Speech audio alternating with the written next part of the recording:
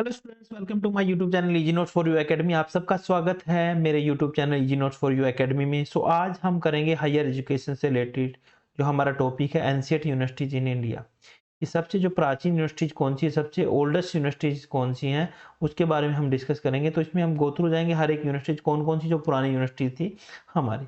तो ये important topic है, हर बार पूछा जाता है कि कौन सी यूनिवर्सिटीज हैं वो जो सबसे पुरानी, कब एग्जिस्टेंस, कब इस्टेब्लिशमेंट हुआ उसका। तो इससे रिलेटेड हम सब बेसिक्स, हर एक यूनिवर्सिटी की बेसिक इन्फॉर्मेशन हम इसमें जानेंगे। तो चलिए स्टार्ट करते हैं। जो हमारा आज का टॉपिक है वो एनसीईआरटी यूनिवर्सिटी इन इंडिया। तो सबसे पहले देखो इसमें है नालंदा यूनिवर्सिटी। तो नालंदा यूनिवर्सिटी की अगर हम बात करें तो नालंदा जो यूनिवर्सिटी है वो एक एनसीईआरटी सेंटर माना जाता था हायर लर्निंग का बिहार के अंदर। ये कहाँ पे एस्टेब्लिश है? बिहार के अंदर है। जो 427 जो बीसी है सेंचुरी से रिलेटेड है, बिफोर सेंचुरी तो 1197 के बीच 427 जो ईस्वी से लेके 1197 ईस्वी तक जो एग्जिस्टेंस था जिसका। तो the university was establish in the 5th century of in Bihar. तो बिहार में जो ईस्वी में, कौन सी ईस्वी में हुआ? 5th ईस्वी में इसका जो अस्तित्व या एग्जिस्टेंस जो एस्टेब्लिश हुई थी ये। It was dedicated to the Buddhist studies. ये किससे रिलेटेड थी? ये भी कई बार आ जाता है कि नालंदा यूनिवर्सिटी है कौन सी स्टडी से रिलेटेड थी। तो हम यहाँ पे बुद्धिस्ट यूनिवर्सिटी हम राइट करेंगे। बट इट ऑल्सो टोट, इसमें फाइन आर्ट्स भी पढ़ाया जाता था, मेडिसिन की स्टडी भी होती थी, mathematics, astronomy, politics and the art of the war. तो Nalanda importance comes from the its Buddhist roots as the centre of learning माना जाता है, वो बुद्धिस्ट थे।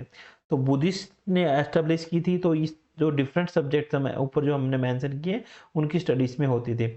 अब the centre had a 9 story library. एक इसके अंदर 9 मंजिले एक लाइब्रेरी थी बुक्स की। एंड डोरमेट्री जो फॉर द स्टूडेंट थी। हाउसिंग 10,000 के लगभग जो हाउसिंग था स्टूडेंट्स के लिए था। In the end providing the accommodation for 2000 professor का इसमें अकोमोडेशन था। तो इतनी सारी सुविधा फैसिलिटीज ये नालंदा यूनिवर्सिटी दे रही थी, उस टाइम की बात है। तो हेवन सांग था the famous pilgrim from China studies and taught for 5 years in the 7th century में उसने 5 साल लगभग यहाँ पे उसने स्टडी की थी सबकी। For around 700 years between the 5th and the 12th century के बीच में 700 सालों की इसने पीछे की जो स्टडी थी, रिसर्च की थी उसने। तो Nalanda was a centre for Buddhist studies in the ancient world, ये उसने पाया गया था। तो हेवन सांग ने पिछले इसमें 700 सालों की जो स्टडी इसमें की थी 7th सेंचुरी के अंदर। तो बेसिक इंफॉर्मेशन इसने निकाली थी, इससे रिलेटेड कौन कौन स्टडी हुई थी। ये सेंटर ऑफ लर्निंग माना जाता है बुद्धिस्ट इसका। तो it is said that great fire wiped out the library for our 9 million manuscripts and at the beginning of the 12th century the Muslims invader Bakhtiyar Khalji sacked the universities. तो उसने कहा था कि इस 9वीं सेंचुरी जो मैन्युस्क्रिप्ट थी तो वो एक 9 मिलियन मैन्युस्क्रिप्ट लगभग, ये लगा लो, देखो 9 मिलियन कितने हो गए, 90 लाख के लगभग मैन्युस्क्रिप्ट थी, वो जल के राख हो गई। और 12th सेंचुरी में माना जाता है कि मुस्लिम जो इवेडर थे, मुस्लिम की वजह से या उन्होंने उसको सारा राख कर, इसको खत्म कर दिया था उस यूनिवर्सिटी को। इसका नाम था बख्तियार खलजी, ये याद रखना। ये नाम भी कई बार एग्जाम में आ जाता है, किसने इसको खत्म किया था। इसके बाद जो सेकंड यूनिवर्सिटी है हमारी वो है तक्षशिला यूनिवर्सिटी। तो तक्षशिला यूनिवर्सिटी है वो अराउंड 2700 अगो पहले एस्टेब्लिश हुई थी। एंड इसमें स्टूडेंट थे, वर्ल्ड वाइड स्टूडेंट्स के अंदर थे जो डिफरेंट स्पेशलाइजेशन की स्टडी यहाँ पे कर रहे थे, जैसे Vedas, grammar, philosophy, Ayurveda, agriculture, surgery, politics, archery, welfare, astronomy, commerce, futurology, music, dance, इस तरह की स्टडी यहाँ पे होती थी। ये तो 250 साल पुरानी मानी जाती है। तो it was an early Buddhist centre for learning. ये भी एक बुद्धिस्ट सेंटर माना जाता है लर्निंग का।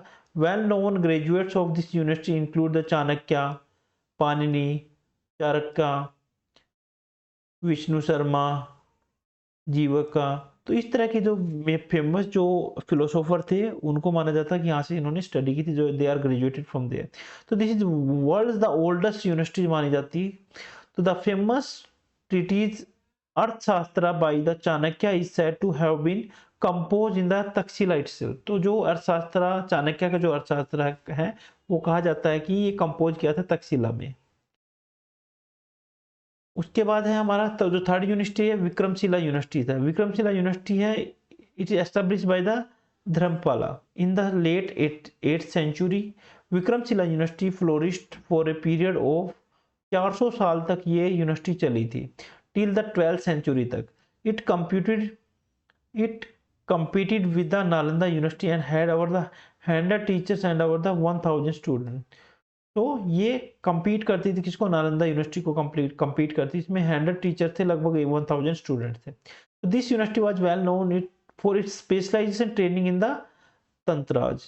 ठीक है, तांत्रिक वगैरह जो होते थे, तो तांत्रिक विद्या इसमें पढ़ाई जाती थी. तो one of the most famous graduate was Atisha Dipankara, a founder of the Sarma traditions of the Tibetan Buddhism, who also revived the Buddhism in the Tibet, जिसने एक बुद्धिज्म को बढ़ावा दिया था तिब्बत में. तो जिसका अतीसा दीपांकरा नाम था, वो फाउंडर था शर्मा ट्रेडिशंस ऑफ वो तिब्बतन बुद्धिज्म. तो वो भी यहीं का स्टूडेंट था, उसने यहीं से ट्रेनिंग ली थी पूरी, जो ग्रेजुएट था इस यूनिवर्सिटी से. उसके बाद नेक्स्ट जो हमारी यूनिवर्सिटी है वल्लभी यूनिवर्सिटी. तो वल्लभी यूनिवर्सिटी एस्टेब्लिश हुई थी जो सौराष्ट्र कह सकते हैं, establish in the Saurashtra around the 6th century and flourish till the 12th century. 6th century में हुई थी, 12th सेंचुरी तक ये यूनिवर्सिटी चली थी. तो चाइनीज ट्रेवल इत्सिंग विजिटेड. तो किसने चाइनीज ट्रेवल कौन था? इत्सिंग, जिसका नाम था Itsing, visited this university during the 7th century and had described it as a great centre for learning. तो उसने स्टडी की थी, उसने विजिट में यूनिवर्सिटी के बारे में रिसर्च की थी, एंड उसने डिस्क्राइब किया इसका that was the great centre for the learning. तो जो चाइनीज ट्रैवल था उसका नाम क्या था? इत्सिंग. तो उसने एक विजिट किया था यूनिवर्सिटी में ड्यूरिंग 7th सेंचुरी में, उसने विजिट किया था और उसको डिस्क्राइब किया था. तो ये छोटी छोटी चीजें भी आ जाती है, कई बार पूछ लेते हैं जो एग्जाम्स में. तो this university was known for its training in secular subjects के रिलेटेड ट्रेनिंग होती थी, and had students from all over the world इसमें थे. ओविंग टू इस high quality of the education के मामले में माना जाता था कि ये यूनिवर्सिटी एक हाई क्वालिटी एजुकेशन प्रोवाइड करती है. Graduates of university work generally offered higher post. इससे जो ग्रेजुएट होते थे स्टूडेंट, उसको जनरली हायर पोस्ट दी जाती थी, उनको हायर डेजिग्नेशन पे एक जॉब मिल जाती थी. तो ये यूनिवर्सिटी थी, ये all about related to the providing a secular subjects. तो सेकुलर सब्जेक्ट्स की इसमें जो पढ़ाई थी वो स्टडी होती थी. उसके बाद है पुष्पागिरी यूनिवर्सिटी. तो Pushpagiri university was establish in ancient Kalinga. जो प्राचीन कलिंगा में इसका एस्टेब्लिशमेंट हुआ था. It was establish in the 3rd century में एस्टेब्लिश हुई थी, and flourish for the next 800 years. 800 साल तक ये यूनिवर्सिटी चली थी 3rd सेंचुरी में एस्टेब्लिश होने के बाद. तो the university campus was spread across 3 adjoining hills, Lalitgiri, number 2 Ratnagiri and Udayagiri. ये तीनों पहाड़ियों के बीच में ये घिरा हुआ था जिसका जो कैंपस था वो. अब ये भी आ जाता है कि पुष्पागिरी यूनिवर्सिटी, तो which are the adjoining hills for the Pushpagiri university. तो आपका जो आंसर है ये रहेगा ललितगिरी, रत्नागिरी एंड उदयगिरी. ये भी ध्यान रखना. तो this was one of the most prominent centre for the higher education in ancient. तो ये प्रोमिनेंट एजुकेशन सेंटर माना जाता किसके लिए? हायर एजुकेशन के लिए. The Chinese travel Hiuen Tsang visited this university in 639 century. तो उसने सेंचुरी अगो 200 ईस्वी पूर्व 639 ईस्वी पूर्व उसने विजिट किया था यूनिवर्सिटी को. And Lalitgiri is by far the oldest Buddhist establishment in the world. जो ललितगिरी था वो एक ओल्डेस्ट बुद्धिस्ट एस्टेब्लिशमेंट माना जाता है, जो ललितगिरी जो हिल्स थे.